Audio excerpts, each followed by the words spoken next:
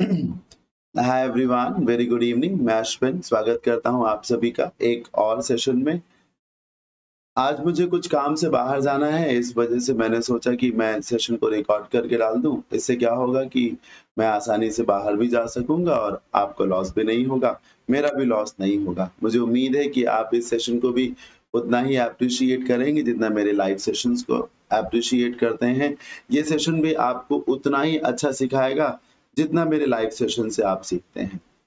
हमने जो series start की है जिसमें हम सीजल 2021 के प्री के इंग्लिश के जो टोटल 21 सेट्स हैं उनकी इंग्लिश को हम डिस्कस कर रहे हैं। अभी तक हम टोटल में 12 सेट्स को डिस्कस कर चुके हैं। आज हम 13 और 14 सेट नंबर 13 और सेट नंबर 14 में जो इंग्लिश पूछा गया है उसे डिस्कस करेंगे। नेक्स्ट वीक में या यूं कहिए कि एक हफ्ते बाद ही जो है आज 19 है, 4 से 5 दिन बाद से आप सबके CHSL के एग्जाम्स स्टार्ट हैं। अभी से दम लगा करके मेहनत कर ही रहे होंगे आप सभी लोग। मेरी तरफ से आप सभी को शुभकामनाएं भी। और मैं हर सेशन में यही उम्मीद करता हूं कि ऐसे कॉन्सेप्ट्स मैं आप सबसे शेयर करूं जिसका सीधे तौर पे आप एग्जाम हॉल में इस्तेमाल कर सकें, उसका बेनिफिट कर सकें, ले सकें। जिन क्वेश्चंस को हम डिस्कस करेंगे आज के सेशन में उसकी PDF फाइल ऑलरेडी हमारे टेलीग्राम चैनल जो कि अश्विन क्लासेस के नाम से है वहां पर शेयर की जा चुकी है। चलिए क्लास को शुरू करते हैं और पहले क्वेश्चन पे आते हैं। पहला सेट जो हम सॉल्व करेंगे वो सीजल प्री 2021 का 19 अप्रैल का मॉर्निंग शिफ्ट का है। आइए पहले क्वेश्चन पे बढ़ते हैं। पहला क्वेश्चन है एंटोनिम से। आपके सामने एक वर्ड दिया गया ऑल्टरकेशन, आपको उसका एंटोनिम बताना। पहली बात TION पे रुका है ऑल्टरकेशन, इसलिए एक नाउन है। दूसरी बात इसका मतलब होता है झगड़ा। क्या मतलब होता है? झगड़ा। तू मैं जिसको कहते हैं, इसे हम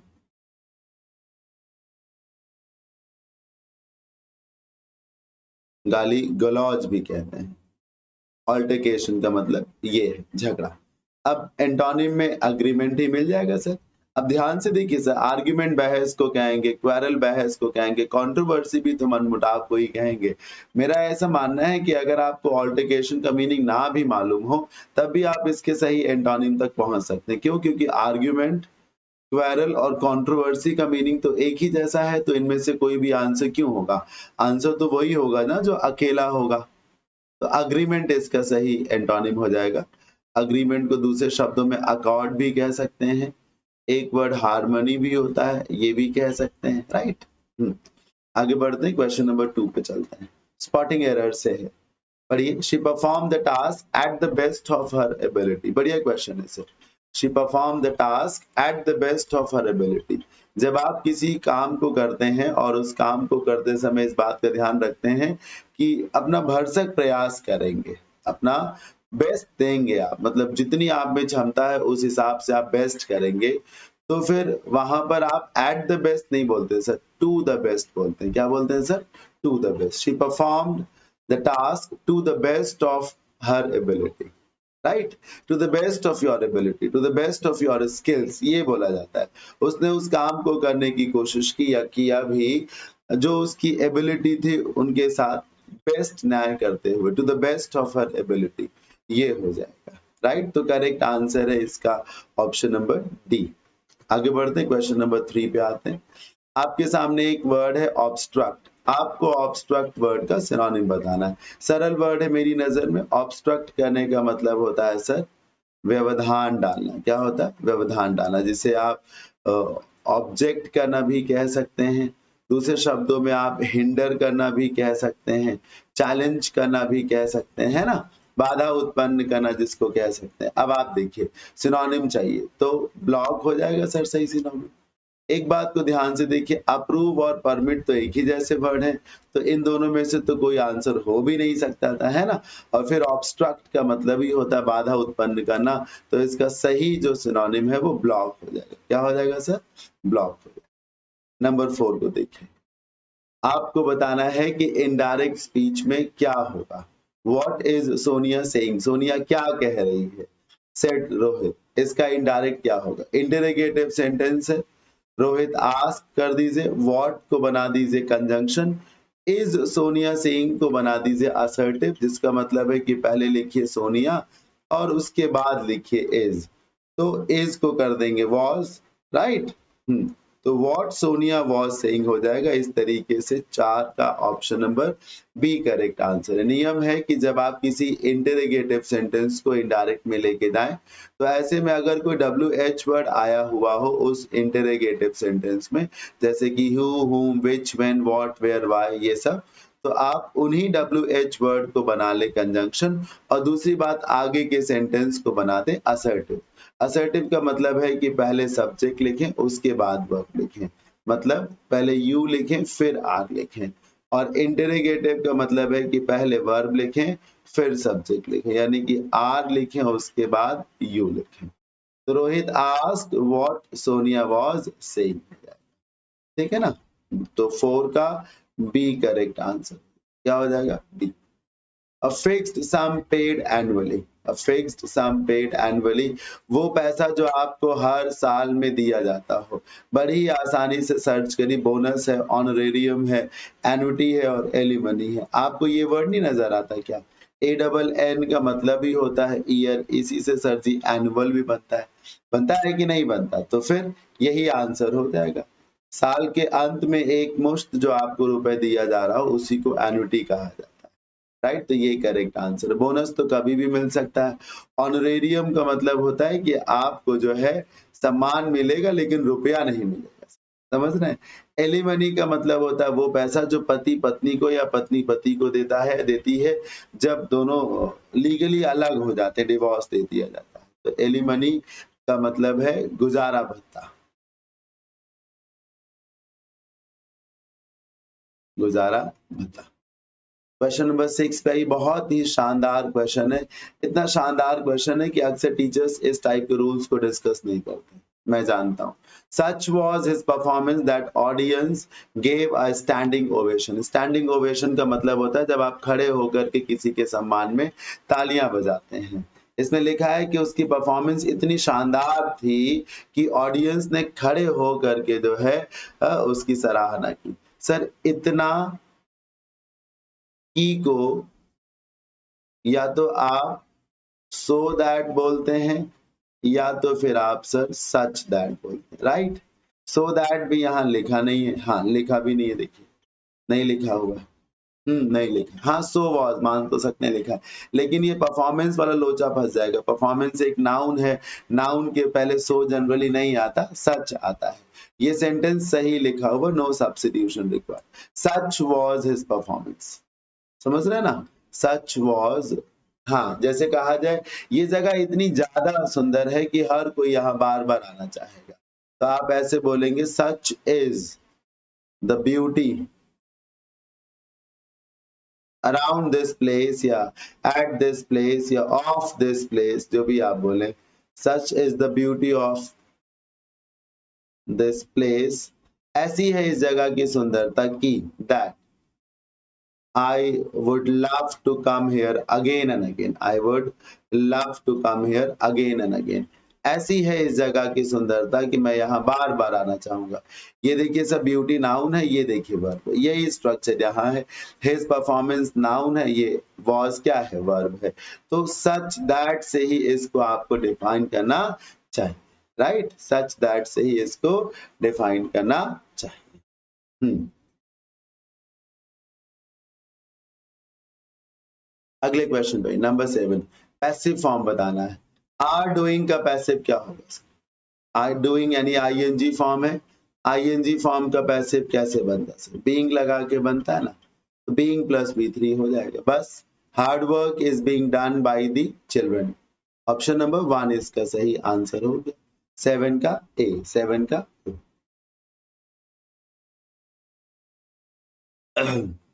आगे बढ़ते हैं। The new electrician is a greenhorn. Sir आपको इस इडियम का मीनिंग बताना है।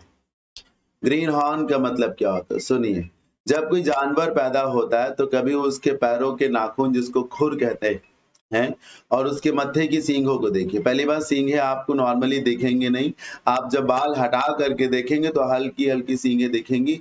कभी भी गौर करिएगा वो सींगे ब्लैक नहीं होती, येलो और ग्रीन कलर का मिक्स होता है। येलो और ग्रीन, हल्का सा ग्रीनिश कलर की वो सींगें होती हैं। उनका क्या मतलब है सर? जब वो बच्चा पैदा हुआ तो वो कुछ जानता है दुनिया के बारे में? नहीं जानता ना। वो एक अनभिज्ञ है, अबोध है। तो अगर किसी की सींगें ग्रीन है, इसका मतलब है वो अभी नया-नया इस दुनिया में आया है। इस दुनिया का तामझाम वो नहीं जानता, वो अनुभवहीन है एक तरीके से। तो ग्रीन हॉर्न का मतलब क्या है सर? अनुभवहीन। तो एफिशिएंट नहीं होगा, प्रभावी, प्रोफिशिएंट नहीं होगा, कुशल, प्रोफेशनल भी नहीं होगा, क्या होगा सर? इनएक्सपीरियंस्ड होगा। तो 8 का करेक्ट आंसर क्या है? 8 का करेक्ट आंसर है ऑप्शन नंबर डी। 8 का करेक्ट आंसर क्या है sir? Option number D. Number 9 पे आ जाइए, स्पॉटिंग एरर से है ये क्वेश्चन, स्पॉटिंग एरर से। Several minutes passed before she returned. Carry milk for the dog. Several minutes passed before she returned. Carry milk for the dog. ध्यान से देखिए sir, कई सारे मिनट्स जो है वो गुजर गए थे, कई सारे मिनट्स जो है वो गुजर गए थे, तब जाकर के वो लौट करके आई। इससे पहले कि वो लौट करके आती, कई मिनट्स गुजर गए थे और जब वो लौट करके आई तो उसने हाथ में क्या पकड़ा हुआ था? दूध पकड़ा हुआ था। सर जब आप किसी चीज को हाथ में कैरी करते हैं ना, तो उसको कैरी कहाँ बोलते हैं? उसको तो कैरिंग बोलते हैं। क्या बोलते हैं सर जी? कैरिंग बोलते हैं। Several minutes passed before she returned carrying milk for the dog. Several minutes passed before she returned carrying milk for the dog. तो ऑप्शन नंबर 1 इसका करेक्ट आंसर होगा। बढ़िया क्वेश्चन है मेरे हिसाब से। देखिए समझाते ही ये सरल हो गया, लेकिन ऐसे दिमाग जाए जरूरी नहीं है। थोड़ी देर के बाद वो लौट करके आई तो हाथों में उसने कुत्ते के लिए मिल्क पकड़ा हुआ था, तो मिल्क पकड़ करके वो आई है ना, मिल्क उसके हाथों में था, तो she return carrying milk for the dog. Number 10, number 10, it has been raining intermittently since 2 days। Intermittently का मतलब होता है सर रुक रुक कर, लगातार जिसको आप नहीं कहेंगे, रुक रुक कर कहेंगे। और इंटरमिटेंटली एडवर्ब इसलिए इस्तेमाल किया गया है क्योंकि ठीक पहले रेनिंग वर्ब है, वर्ब की तारीफ कौन करेगा? एडवर्ब करेगा। अगर कहीं से एडजेक्टिव लिखा होता तो इंटरमिटेंट का इस्तेमाल किया गया होता, तब एल वाई नहीं लगता, पर चूंकि रेनिंग एक वर्ब है और वर्ब की तारीफ एडवर्ब को करनी चाहिए, इसीलिए इंटरमिटेंटली लिखा हुआ। सिंस 2 days, ये जो 2 दिन है इसके लिए सिंस आएगा क्या सर? फॉर आएगा। मैं बार बार इन चीजों को बताता हूँ। अभी कल ही मैंने अपने ऑफलाइन एक बैच में सिंस और फॉर के बीच का डिफरेंस पढ़ाया। मैं पिछले कुछ समय से देख रहा हूं कि परफेक्ट कॉन्टिन्यूअस की एरर्स एसएससी खूब पूछ रहा है, और परफेक्ट कॉन्टिन्यूअस की एरर्स में 2 पैटर्न पूछ रहा है। पहला कि सिंस बताओ आएगा या फॉर आएगा, पहले ये गलती पूछ रहा है। दूसरी गलती वो सिंस फॉर जो भी लगना होगा लगा के दे देगा और उसमें परफेक्ट कॉन्टिन्यूअस की जगह कॉन्टिन्यूअस लगा दिया जाएगा, है ना, इट इज रेनिंग कर दिया जाएगा। तो ये 2 प्रकार की गलतियां खूब पूछी जा रही हैं पिछले कई बार से पिछले 8-9 एग्जाम से तो ये पूछा ही जा रहा है, लगातार इस पैटर्न को फॉलो किया गया है। तो 10 का करेक्ट आंसर है option number D. Sticky fingers के बारे में आप बताइए क्या मीनिंग होता है? इडियम है स्टिकी फिंगर्स। स्टिक मतलब चिपकने से होता है ना सर, स्टिकी चिपकना, sticky fingers. Sir sticky fingers का मतलब होता है जब व्यक्ति का इरादा बार बार चोरी करने का हो, बार बार उसको अगर रोका जाए तब भी उसका हाथ बार बार वहीं पर जाए। स्टिकी फिंगर्स होने का मतलब ये है कि उसका हाथ बार बार वहीं पर जाएगा, चोरी करने की आदत है वो छूटेगी नहीं। तो स्टिकी फिंगर्स का मतलब ये है तरीके से। an inclination to steal, an inclination to steal, समझ रहे हैं? बार बार जो है आप जो है चोरी करना चाहेंगे जरूर, बार बार आपका हाथ, मान लीजिए किसी की पॉकेट में आपने हाथ रखा तो उसने हाथ आपका हटा दिया, फिर से आपने हाथ वहीं रखा, मतलब आपकी उंगलियां चिपकी हुई बार बार जा वहीं पर रही हैं, तो एक टेंडेंसी है चोरी करने की, इसको कहते हैं। तो 11 का करेक्ट आंसर है ऑप्शन नंबर ए।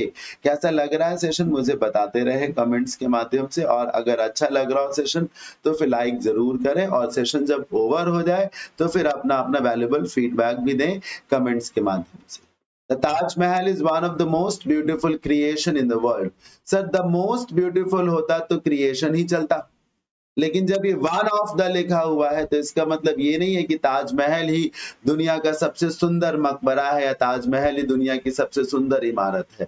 वन के आ जाने से ये है कि ताजमहल दुनिया की सबसे सुंदर इमारतों में से एक है। ताजमहल दुनिया की सबसे सुंदर इमारतों में से एक है। तो इसे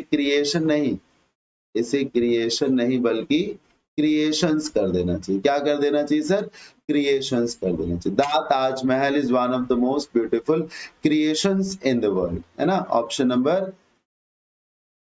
सी, यानी कि 12 का C correct answer. A person who travels on foot, एक व्यक्ति जो पैरों पर चल के कहीं जाता हो, ऐसे व्यक्ति को पेडेस्ट्रियन बोलते हैं ना सर। ड्वेलर तो निवासी को कहते हैं, रेजिडेंट को कहते हैं, निवासी को। फ्लायर जो उड़ता हो। रोवर का मतलब शायद इधर उधर चहल कदमी करने से होता है, लेकिन जो पैरों पर चल करके कहीं जाता है ना, तो उसे पेडेस्ट्रियन बोलते हैं। पीईडी का मतलब ही होता है पैर, और पैर का मतलब है चलना, तो पांव पर चल के जो जाता है उसे पेडेस्ट्रियन कहा जाता है। तो 13 का करेक्ट आंसर है ऑप्शन नंबर ए। 14 बहुत ही इजी वर्ड है, आपको स्पेशियस का एंटोनिम बताना है। मुश्किल काम है क्या सर? स्पेशियस तो बहुत बड़ी जगह को कहा जाता है। एक्सटेंसिव बड़ा नहीं होगा, बाउंडलेस जिसकी बाउंड्री ना नहीं होगा, रूमी जो बहुत ज्यादा स्पेस नहीं होगा। सोच के देखो सर, ये तीनों वर्ड्स एक जैसा मीनिंग दे रहे हैं। क्रैम्प्ड हो जाएगा, क्रैम्प का मतलब ही होता है सर चिपक जाना, सिकुड़ जाना, संकुचित होना एक तरीके से, राइट।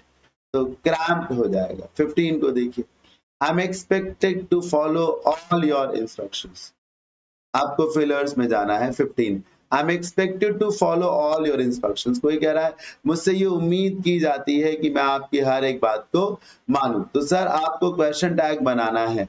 याद रखिए कि सर जब एम के साथ नॉट लगना हो क्वेश्चन टैग में, तो एमेंट तो होता नहीं है सर, राइट। आरएंट कर देते हैं उसको, क्या कर देते हैं? आरएंट कर देते हैं। हाँ, जब भी कभी एम नॉट लगना हो, क्योंकि यहाँ लगेगा सर, क्योंकि यहाँ एम लगा हुआ तो एम इधर भी आएगा, चूंकि ये नेगेटिव नहीं है तो इधर नॉट लगेगा। अब एम नॉट की कोई कॉन्ट्रैक्टेड फॉर्म होती नहीं, तो एम नॉट की जगह हम क्या लगाते हैं? आरएंट लगाते हैं, केवल और केवल क्वेश्चन टैग में, और कहीं नहीं। जैसे मान लो एक नॉर्मल सेंटेंस में लिखा हुआ हो, I am not your slave, कि मैं तुम्हारा गुलाम नहीं हूं, तो इसमें आप ये तमाशा नहीं करेंगे कि लो मन किया तो एम नॉट को मिला करके आरएंट कर दे। नहीं नहीं नहीं, ये नहीं करना है, ये नहीं करना है आपको। केवल और केवल क्वेश्चन टैग के केस में, केवल और केवल क्वेश्चन टैग के केस में ऐसा होता है। क्वेश्चन टैग के केस में कि एम नॉट की जगह आरएंट का इस्तेमाल किया जाता है, तो आरएंट आई हो जाए। इनकरेक्टली स्पेल्ड वर्ड बताइए। एडजर्न, एंश्योर, प्योरिटी और एग्जॉस्ट। एंश्योर सही है, एडजर्न स्थगित कर देना सही है, प्योरिटी शुद्धता सही है, एग्जॉस्ट गलत है। एग्जॉस्ट नहीं होता, एग्जॉस्ट होता है, HAUST होता है, HAUST। 16 का डी करेक्ट आंसर, 16 का डी।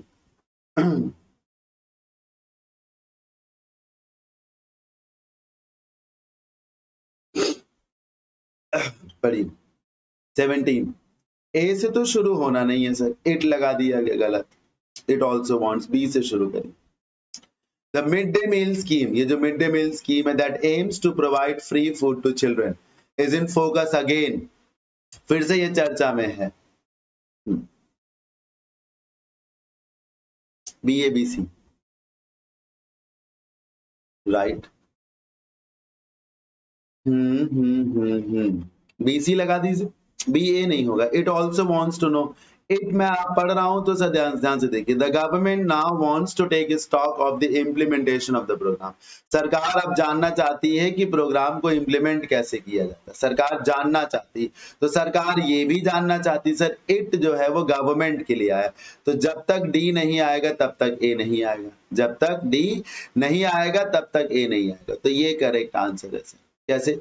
बी के बाद आपने सी लगा दिया, बी में मिड डे मील स्कीम की बात की गई है, फिर सी में लिखा है कि तकरीबन 1.3 मिलियन स्कूल जो हैं इसके तहत कवर किए जाते हैं। बी के बाद सी हो गया, फिर डी, गवर्नमेंट अब ये स्टॉक रखना चाहती कि प्रोग्राम को कैसे इम्प्लीमेंट किया जाता है। सरकार ये भी चाहती कि कितने स्टूडेंट्स को न्यूट्रिशियस फूड प्रोवाइड किया जाता है और कितनों की जो हेल्थ है, ओवरऑल हेल्थ है, उसमें इम्प्रूवमेंट हुआ या वह हेल्थ, ओवरऑल हेल्थ इम्प्रूव हुई है। BCDA 1।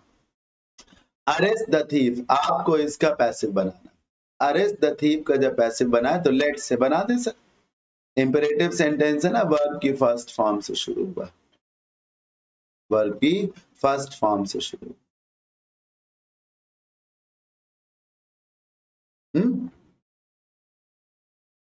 फिर let the thief be arrested हो जाएगा।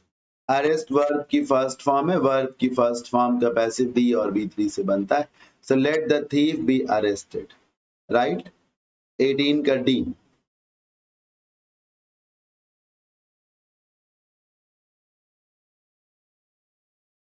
कम्यूट, कम्यूट के दो अर्थ हैं, एक तो ट्रैवल करना, कम्यूटर्स होते हैं जो रोज एक निश्चित रूट पे जाते हैं, उसी रूट से लौटते हैं। जैसे मान लीजिए आप नौकरी करते हैं, हजरतगंज में नौकरी करते हैं, आपका ऑफिस है, तो आप जो है आलमबाग से मेट्रो पकड़ते हैं और हजरतगंज जाते हैं।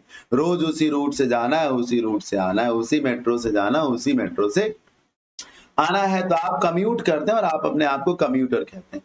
कम्यूट का एक और मतलब होता है कम कर देना या चेंज कर देना, जिसको कह सकते हैं चेंज करना, खास तौर पे सजा को बदलना। जो दंड दिया जाता है ना, वो दंड बदल देना। जैसे किसी को मौत की सजा सुनाई गई थी, अब उसकी सजा को कम्यूट कर दिया गया लाइफ इम्प्रिजनमेंट। पहले बोला गया था कि इसे फांसी दे दी जाएगी, फिर उसे कम्यूट करके बोल दिया गया कि लाइफ इम्प्रिजनमेंट रहेगा, फांसी नहीं दी जाएगी, जिंदगी भर जो है वो जेल में रहेंगे। जैसे राजीव गांधी असैसिनेशन वाला जो मामला है, जिसमें कल ही एक अभियुक्त की जो है रिहाई हो गई है, बड़ा ही कंट्रोवर्सी भी उस पर हो रही है। पहले उसमें फैसला आया था कि इन्हें फांसी दी जाएगी, लंबे समय तक फांसी नहीं दी गई, तो कोर्ट ने उनके फैसले को कम्यूट करके लाइफ इम्प्रिजनमेंट कर दिया था, राइट। हाँ, तो कन्वर्ट इसका सही सिनोनिम हो जाएगा। कंज्यूम तो खपत करना, कंडेंस कंडेंसर इसी से बनता, सघन कर देना, कंजर्व कंजर्वेशन सुरक्षित करके रखना, कन्वर्ट हो जाएगा जिसका मीनिंग है बदलना। क्या मीनिंग है सर इसका? बदलना। पढ़िए, इन दी ओल्डन डेज, पहले के समय में, वैसे ओल्डन तो नहीं होता जनरली, ओल्डर डेज होता है, पता नहीं ओल्डन क्यों लिखा हुआ। In the older days many people used to think that earth was flat. अब पहले के समय में लोग सोचते थे, वो यूज्ड होगा ना, यूज्ड टू थिंक होगा सर। यूज्ड टू थिंक क्या है? पीपल यूज्ड टू थिंक होगा सर। ऑप्शन नंबर ए 20 का option number A correct answer. 21 से 25 पर आ जाइए, 21 to 25 क्लोज टेस्ट पे बेस्ड है। पढ़िए, there is so much certainty, uncertainty, positivity, reliability and confusion. बस यहां से पता चलता है कि ऑप्शन नंबर 3 आएगा। जब कंफ्यूजन है लाइफ में तो निश्चितता कैसे होगी, पॉजिटिविटी सकारात्मकता कैसे होगी, रिलायबिलिटी कैसे होगी, भरोसा कैसे होगा, अनिश्चितता होगी ना सर, उसी के मैचिंग का ही तो लगाओगे। कंफ्यूजन है सर, भ्रम है तो अनिश्चितता है। जीवन में बहुत सारी अनिश्चितता और भ्रम होता है आज, because the goal of human beings, क्योंकि जो इंसान का गोल है, क्योंकि जो इंसान का गोल है, इज नॉट क्लियर। अभी देखिए बीइंग्स प्लूरल है, फिर भी इज लगा हुआ, क्योंकि जो रियल सब्जेक्ट है वो बीइंग्स नहीं है, ह्यूमन बीइंग्स नहीं है, गोल है, क्योंकि इंसान का जो लक्ष्य है वो क्लियर नहीं है। पढ़िए, each person, sir each person singular होता है, हैज के बाद वांट का थर्ड फॉर्म आना चाहिए, हैव के बाद भी वांट का थर्ड फॉर्म आना चाहिए, ठीक, वो तो है नहीं। वांट में एस लगना चाहिए क्योंकि ईच पर्सन सिंगुलर है, तो ये भी होगा नहीं सर, 4 हो जाएगा। तो each person wants, each person wants to fulfil his desires and dreams, each person wants to fulfil his desires and dreams. हर एक व्यक्ति जो है अपनी इच्छाओं को पूरा करना चाहता है और अपने सपनों को भी पूरा करना चाहता है। Without, without interest of the other. हाँ, दूसरे का क्या मन है, दूसरे को उससे क्या सुख है, दूसरे का कि क्या राय है, इस बात को ध्यान में ना रखते हुए, विदाउट, हर व्यक्ति अपनी अपनी इच्छाओं को पूरा करने में लगा हुआ है, वो ये नहीं सोच रहा कि दूसरा क्या सोच रहा है। सो विदाउट कंसीडरिंग कर दीजिए सर। डिसरिगार्डिंग क्यों करेंगे? डिसरिगार्ड तो आप कर ही रहे हैं ना, फिर विदाउट लगा देंगे तो इसका मतलब है कि ध्यान रख रहे हैं क्या? जबकि आपको बोलना है कि दूसरों का इंटरेस्ट क्या है, उनकी इच्छा क्या है, उसको ध्यान में ना रखते हुए, right, without considering the interest of the other. when we have a selfless motive, selfless का मतलब है जब हम स्वार्थी हैं मतलब स्वार्थी नहीं है। ह्यूमेन का मतलब ही होता है आप दयालु हैं। नोबल का मतलब ही आप आदर्श। सोच करके देखिए ये तीनों वर्ड एक जैसे हैं, अगर एक जाएगा तो दूसरा नहीं जाएगा।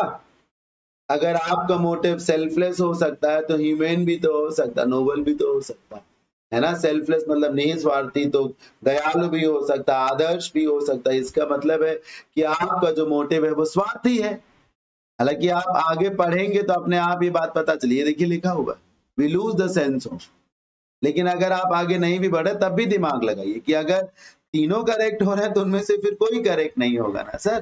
4 का 2 आंसर होगा। When we have a selfish motive, we lose the sense of the higher objective of attaining happiness. ऐसे में क्या है कि जो हमारा बड़ा उद्देश्य होता है कि हम सुख की प्राप्ति करेंगे, हम उस उद्देश्य को पा नहीं पाते, उसे हासिल नहीं कर पाते। Therefore, अतः there is a lot of, इससे क्या होता है हमारे जीवन में?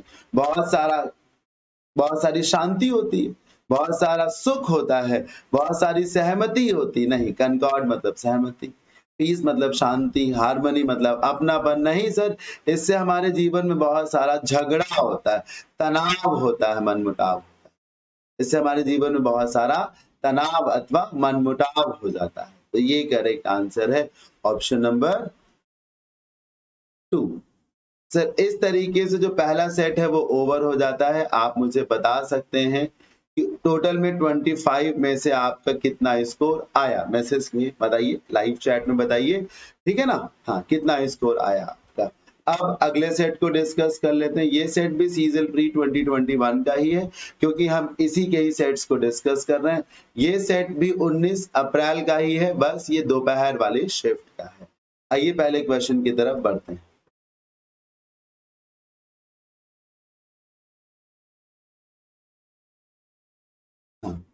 This park is the largest bird sanctuary in the state. ये जो पार्क है इस पूरे राज्य का सबसे बड़ा बर्ड सैंक्चुरी है। This park एक वचन इज लगा है, लार्जेस्ट सुपरलेटिव डिग्री है दा लगा है, एक की ही बात की जा रही तो बर्ड के बाद सैंक्चुरी को सिंगुलर भी लिखा गया। In the state, in the state, in the states. मेरे हिसाब से सर ये सेंटेंस बिल्कुल सही है, नो एरर। ये सेंटेंस बिल्कुल सही है। तो नंबर 1 का जो करेक्ट आंसर है वो है ऑप्शन नंबर सी।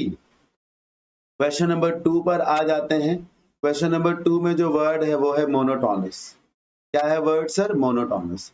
मोनोटोनस का आपको सही सिनोनिम बताना है। मोनोटोनस का आपको सही सिनोनिम बताना है, राइट। बताइए मोनोटोनस का सही सिनोनिम क्या हो? बोरिंग होता है ना सर। जो चीज मोनोटोनस होती है एक ही जैसा होती है। मोनो का मतलब एक होता है, वन, और टोन का मतलब आवाज होता है सर। जब आप एक ही जैसी आवाज लंबे समय तक सुनते हैं तो चुभने नहीं लगती है वो आवाज, चीजें बोरिंग सी लगने लगती हैं। आप मान लीजिए अरिजीत सिंह के बहुत बड़े फैन ही क्यों ना हो, लेकिन आप लगातार एक हफ्ते उनके गाने नहीं सुन पाएंगे। एक हफ्ते इसलिए मैंने बोला क्योंकि कुछ लोग बहुत बड़े ही फैन होते हैं किसी के, जिसके चलते अभी अगर ये कहो 2-4 घंटे नहीं सुन सकते, 2-4 घंटे सुन लेंगे। 2-4 दिन नहीं सुनते, सुन लेंगे। तो तभी मैं कह रहा हूँ 10-15-20 दिन, महीने भर लगातार या आपसे जीवन भर सुनने को कह दिया जाए तो नहीं सुन पाएंगे ना। कभी ना कभी वो इसलिए आपको बोरिंग लगेगा क्योंकि वो एक जैसा ही है, तो बोरिंग होता है, राइट। हाँ, होल्ड वाटर एक इंपॉर्टेंट इडियम है, मेरे नोट्स में भी है। जो चीज वाटर को होल्ड कर सकती है इसका मतलब है वो चीज वैल्यूबल है ना। वो चीज फर्जी नहीं। पानी अगर रुकेगा उसमें, इसका मतलब उसमें दम है। चीजें फटी हुई नहीं है, फूटी हुई नहीं है। तो जो चीजें मजबूत हैं, सिग्निफिकेंट है, वैल्यूबल है, उनको कहा जाता है। थर्ड का करेक्ट आंसर है option number A. To be valid and unreasonable, उसको कहते हैं क्या? Hold water. Number 4, I asked my friend where had he learned to dance so well. मैंने अपने दोस्त को बोला कि कहाँ पर उसने सीखा था इतना बढ़िया डांस करना। सर याद रखिए कि जब WH वर्ड सेंटेंस के बीच में आए तो वो प्रश्नवाचक नहीं बल्कि कंजंक्शन हो जाता है, और कंजंक्शन के बाद पहले सब्जेक्ट उसके बाद वर्ब आती है। तो ये जो हैड ही लिखा हुआ है इसे कर देना चाहिए आपको क्या सर, ही हैड कर देना चाहिए। ये नियम है कि जब भी कभी WH वर्ड सेंटेंस के बीच में आए तो उसे WH वर्ड तो माने पर प्रश्नवाचक ना माने, उसे एक कनेक्टर या एक कंजंक्शन माने और उसके बाद पहले सब्जेक्ट फिर वर्ब रखें। तो ही हैड को रखें, क्या रखें सर, ही हैड को रखें। The chief minister inaugurated, inaugurated जो है वर्ब की सेकेंड फॉर्म है। वर्ब की सेकेंड फॉर्म का पैसिव कैसे बनता है, वॉज वर, और वर्ब की थर्ड फॉर्म से बनता है। कैसे बनता है सर, वॉज वर और वर्ब की थर्ड फॉर्म से बनता। आप बताइए क्या, बताइए क्या होगा। इनॉग्रेटेड लिखा ना तो वॉज इनॉग्रेटेड है कहीं, ओ इसमें तो गड़बड़ हो गया सर। इसके ऑप्शंस कुछ और कह रहे हैं और क्वेश्चन कुछ और कह रहा है। पता नहीं ऐसा कैसे हुआ। मैं अपनी टीम को बोलता हूँ कि इस क्वेश्चन को वो रीचेक करे, क्योंकि जिस सोर्स से क्वेश्चन लिया गया उसमें तो प्रीवियस ईयर का ही क्वेश्चन है, तो ऐसे में गलत तो नहीं होना चाहिए, फिर भी ये गलत लिखा हुआ। इसका आंसर होगा the new hospital was inaugurated by the chief minister.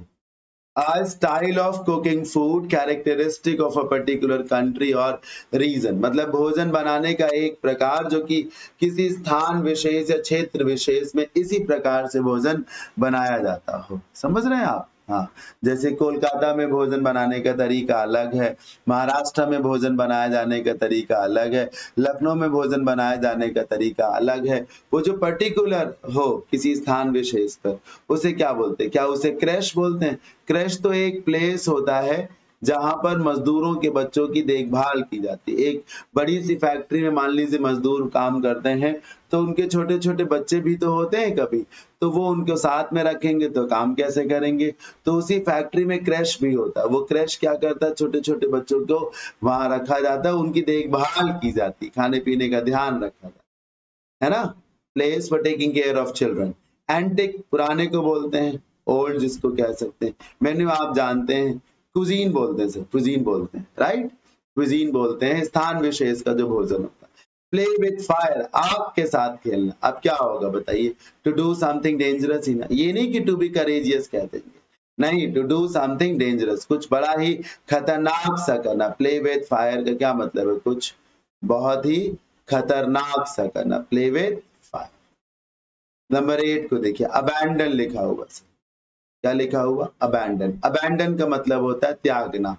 Abandon का क्या मतलब होता है, त्यागना। तो फिर गिव अप कर देना हो सकता है, क्विट कर देना हो सकता है, सिनोनिम चाहिए ना।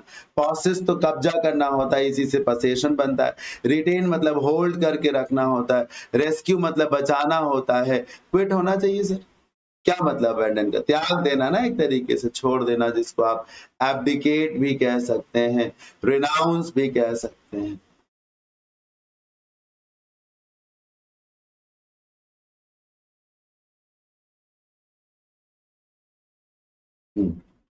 Shamin have not attended school for 4 days now. Shamin have not, sir यहीं पे एरर है। शामिन एक व्यक्ति का नाम है, सिंगुलर है ना, तो हैव होना चाहिए सर की हैज हो जाना चाहिए। सोचिए कितनी सरल सी एरर है। 9 का सी आंसर है। अब देखिए नंबर 10, द ड्रेस में pleasantly be delivered to us at the earliest. ये सेंटेंस थोड़ा सा मुझे कंफ्यूज किया है टू बी ऑनेस्ट। इसमें क्या है, एक तरफ लिखा है एट द अर्लीस्ट, जिसका मतलब होता है शीघ्र अतिशीघ्र। अब जब आप शीघ्र अतिशीघ्र बोलते हैं तो मन करेगा कि मस्ट लगाएं। फिर लिखा है प्लीजेंटली, खुशी खुशी, है ना, तो उसमें फिर आप मे का भी इस्तेमाल करते हैं बड़ी आसानी से। लेकिन अब एट द अर्लीस्ट और प्लीजेंटली दोनों विरोधाभास है एक तरीके से। समझ में नहीं आ रहा है कि क्या होना चाहिए। मुझे ऐसा लगता है कि हमको ना मे काइंडली लगा देना चाहिए। The dress may kindly be delivered to us at the earliest. Pleasantly ना लगाएं सर, काइंडली ठीक है सर, वो चल जाएगा। तो 10 का option number B correct answer है। Unable to express feelings clearly, जब आप अपने मन की, अपने अंदर की बातों को, अपने अंदर की भावनाओं को अच्छे से सामने वाले के आगे ना रख पाए तो उसे क्या बोलते हैं? इनआर्टिकुलेट बोलते हैं। एफ्लुएंट किसी रिच पर्सन को कहते हैं। इलोक्वेंट इम्प्रेसिव स्पीकर को कहते हैं। अगर आप अपनी बात को ढंग से रख लें तो आप इलोक्वेंट कहे जाएंगे। नहीं रख पा रहे इसीलिए इनआर्टिकुलेट कहे जा रहे। रख लें तो अभी आर्टिकुलेट कहे जाएंगे एक तरीके से, राइट। वर्बोस का मतलब होता है शब्दों का ढेर लगा देना, खूब बोलना। तो अपनी बात को सामने वाले के आगे ना रख पाना, दिस इज कॉल्ड इनआर्टिकुलेट। 11 का ए करेक्ट आंसर। कॉन्स्ट्रिक्ट कहीं ना कहीं सर ये कॉन्ट्रैक्ट से बनता है। कॉन्स्ट्रिक्ट संकुचन इसको कहा जाता है। कंट्रैक्शन होता है ना, उसी से बनता है कॉन्स्ट्रिक्ट। जब चीजें सिकुड़ जाए, सर सिकुड़ जाए तो देखिए चोक हो जाएगा, क्रैम्प हो जाएगा। सोच करके देखो, चीजें क्रैम्प करती हैं, सिकुड़ जाती। पीछे बताया चोक कर गई, गला चोक कर गया ना, सिकुड़ जाता है एक तरीके से। तो ये तो फिर सिनोनिम हुए, आपको एंटोनिम चाहिए ना, स्ट्रेच हो जाएगा। स्माइट का मतलब भी होता है बांध देना एक तरीके से, स्ट्रेच हो जाएगा, जिसको आप इनलार्ज भी बोल सकते हैं। ठीक, आप इसे वाइडन भी कह सकते हैं, इनलार्ज कह सकते हैं, वाइडन कह सकते हैं। क्वेश्चन नंबर 13, बहुत शानदार क्वेश्चन, बहुत शानदार क्वेश्चन है ना। सीजीएल प्री 2021 का क्वेश्चन है। Since setting up the charity has raised $1 million। इस चैरिटी ने क्या किया है, इस एनजीओ ने क्या किया है, $1 million जो है वो इकट्ठा कर लिए। $1 million जो है वो इकट्ठा कर लिए। कब से? जब से इसका गठन किया गया, जब से इसका गठन किया गया। बुद्धि खर्च करो। तो ये जो सेट अप आप मान लीजिए लिखोगे, तो सेटअप का रिलेशन चैरिटी से ऑब्जेक्ट वाला है। चैरिटी कोई एनजीओ हो गया, हाँ भाई, एनजीओ को सेटअप कौन करेगा? हम करेंगे, आप करेंगे। बिजनेस को सेटअप कौन करेगा? हम करेंगे, आप करेंगे। तो जो एनजीओ है या जो फिलैंथ्रोपी है या जो चैरिटी है, इसको सेटअप किया जाएगा ना। तो चैरिटी का सेटअप से रिलेशन ऑब्जेक्ट वाला है।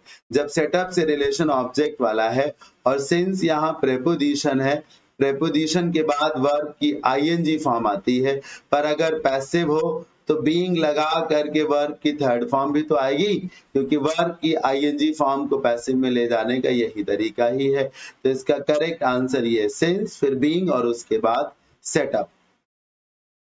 Since being setup, since being setup हो जाएगा, राइट। याद रखिएगा सर, ऑब्जेक्ट का रिलेशन है सेटअप का चैरिटी से, right.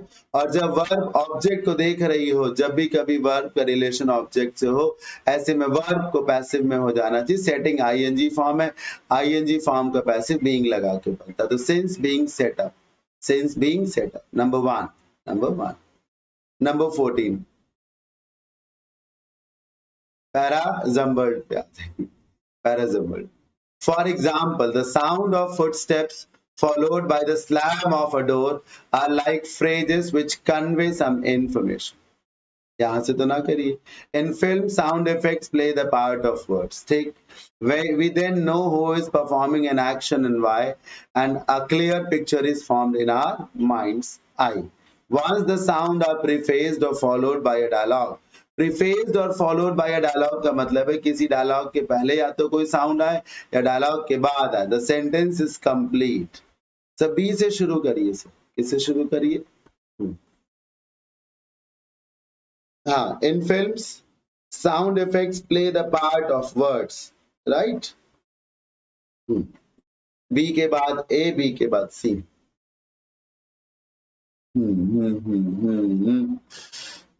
Play up the part of words. We did know who is performing an action and why. For example,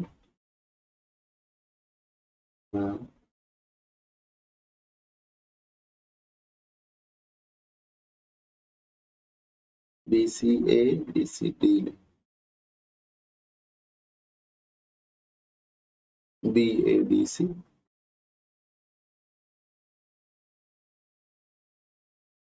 confusion हो गया मेरे को, यहाँ पर मेरे को कंफ्यूजन हो गया।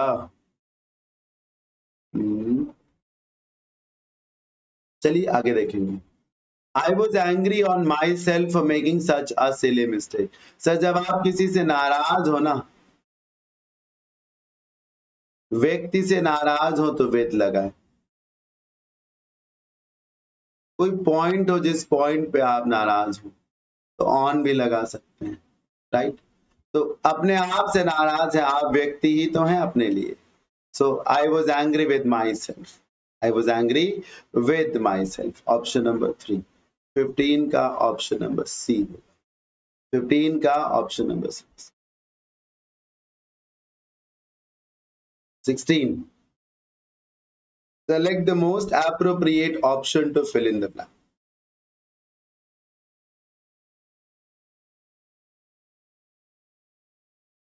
Select the most appropriate option to fill in the blank। Or not you allow me, I'm going to the fair। तुम मुझे अलाउ करो और चाहे ना करो, बोलते नहीं तुम मानो या ना मानो, है ना।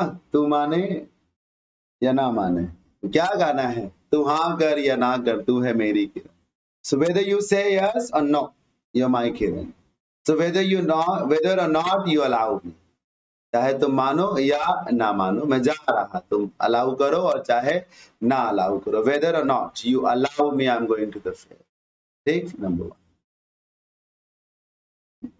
Can you carry my bag upstairs? क्या आप मेरे बैग को ऊपर ले जा सकते हैं?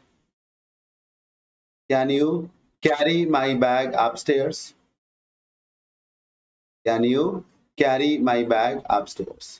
So can my bag be carried upstairs by you? यही तो होना चाहिए सर। कैरी वर्ब की फर्स्ट फॉर्म में बी लगा के बनाइए। कैन का कुड ना कर देना, ना वॉज कर देना।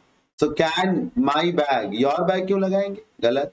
B carried upstairs by you, तो 17 का सी करेक्ट आंसर। टॉट, अब आप ध्यान से देखिए, मैं नहीं जानता टॉट का क्या मीनिंग है, लेकिन मैं इसका आंसर बता लेता हूं। ध्यान से देखना, बहुत ध्यान से। टाइट, स्ट्रॉन्ग, सॉलिड एक जैसे हैं, गौर से देखो सर।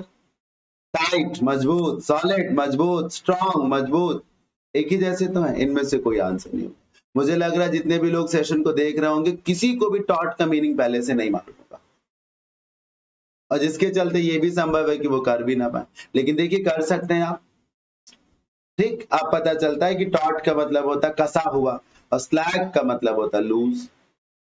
लो, हाँ आप गूगल कर लीजिएगा चाहे। खैर मुझे तो आंसर मालूम था, लेकिन तब भी यही दिमाग है सर। ठीक है, तब भी दिमाग है। मैंने इसको जब अभी पेपर को एक बार गो थ्रू करते हैं ना सर, तो मैंने जब इसे गो थ्रू किया तो पहले इसके ऑप्शंस देखे कि इसके ऑप्शन के आधार पे मैं क्या दिमाग लगा सकता हूँ, मैं दिमाग लगा लेगा। फिर मैंने हाँ इसे गूगल जरूर किया, क्योंकि मुझे पढ़ाना है आपको।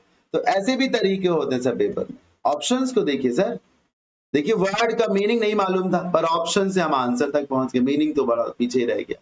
She asked me what my favourite cuisine was, वही खाने पीने का प्रकार।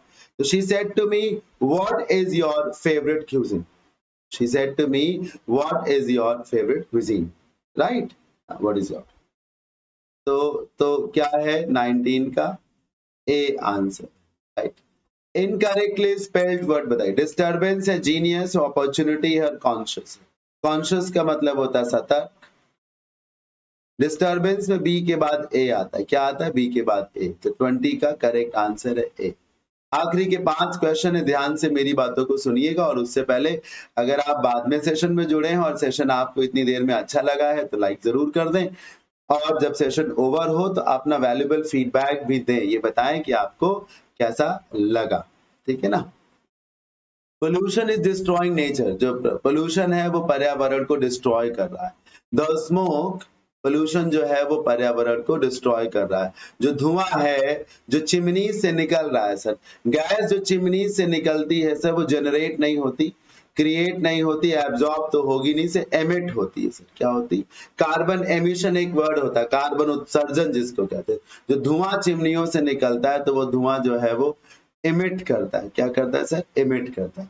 Chimneys of the factories and from vehicles, और जो व्हीकल से भी निकलता है, is the mixture of poisonous gases, उसमें जहरीली गैसेस होती ड्यू टू एनवायरमेंटल पोल्यूशन, जो एनवायरमेंटल पोल्यूशन है, पर्यावरण में जो प्रदूषण, there is in nature, there is क्या है नेचर में? There is an imbalance in nature, there is an imbalance in nature, है ना? नेचर में क्या है? एक इम्बैलेंस है, जिसको आप क्या कहेंगे?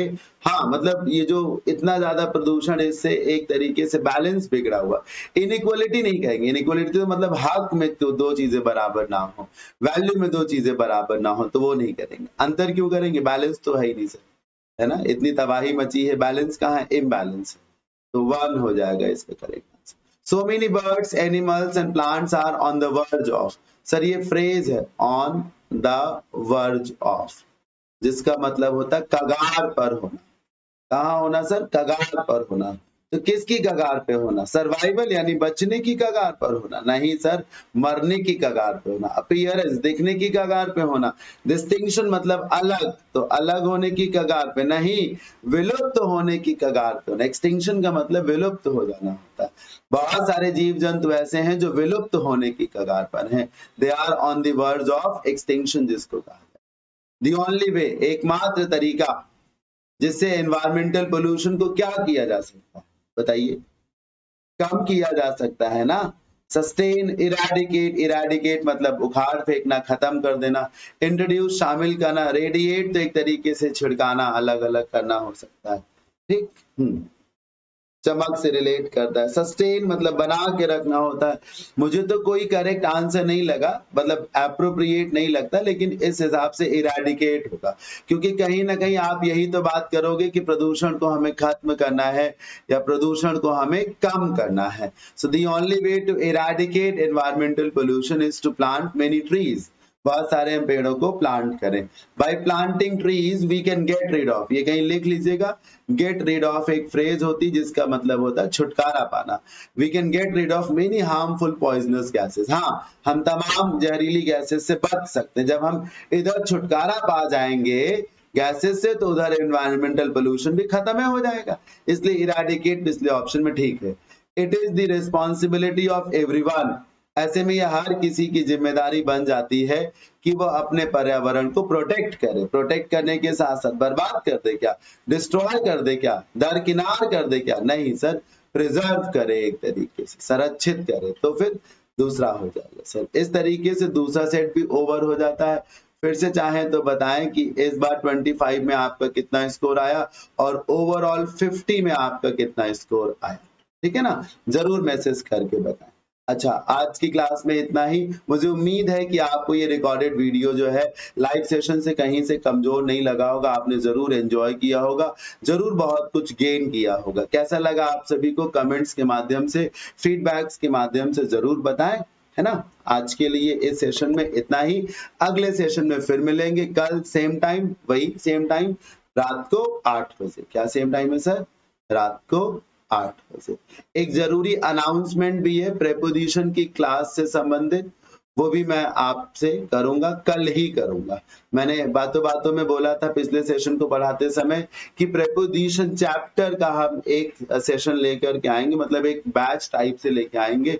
15 से 16 क्लासेस लगभग होंगी, उसमें 20 तक भी हो सकती हैं, वरना मिनिमम 15 क्लासेस तो संभवतः जरूर होंगी। 15 क्लासेस बहुत होती हैं, तो इतनी क्लासेस होंगी और इन क्लासेस में मैं आपको प्रेपोजिशन की बारीकी से अध्ययन कराऊंगा। तो इससे संबंधित जो जरूरी अनाउंसमेंट है कल दिन में किसी वक्त किया जाएगा। आप हमारे टेलीग्राम चैनल पे हैं ही, जिन्हें टेलीग्राम चैनल ना मालूम हो, अश्विन क्लासेस के नाम से टेलीग्राम चैनल है, जाएं उसे ज्वाइन कर लें सर, है ना? उस पर लिंक आ ही जाएगा। चैनल को सब्सक्राइब ना किया हो तो सब्सक्राइब कर लीजिएगा, और अगर आपको नोटिफिकेशन ना आता हो तो बेल आइकन को प्रेस भी करिएगा। Okay boss, thank you so much, bye bye, take care, खुश रहिए, मौज करिए, जहां रहिए आबाद रहिए। जय भोलेनाथ, जय शिव शंकर।